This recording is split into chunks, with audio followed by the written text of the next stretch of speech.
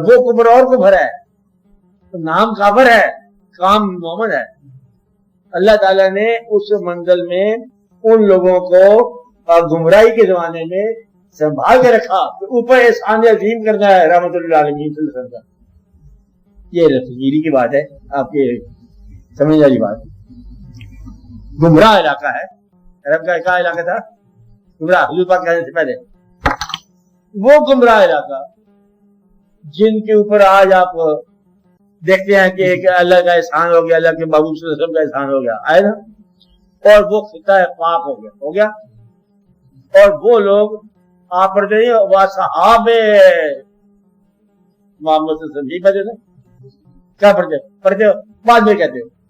اب یہ جو ان کے اوپر آپ سلام بھیج رہے ہو، ان کا پرانا نام آپ نے رکھ لیا، صحاب کے نام کا رکھ لیا تھا، رضوان اللہ علیہ مجمعین۔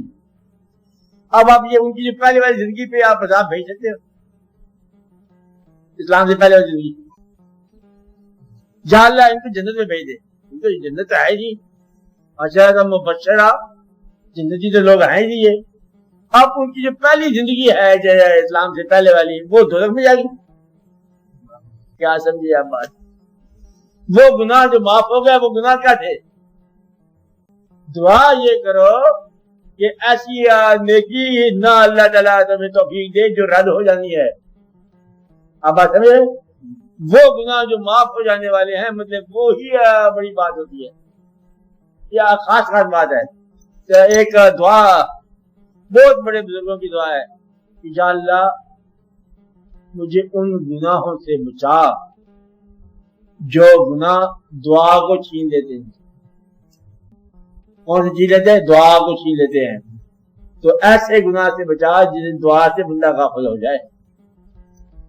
تو وہ گمراہی جس کا انجام منزل ہو، اسے گمراہی نہیں کہتے ہم لوگ۔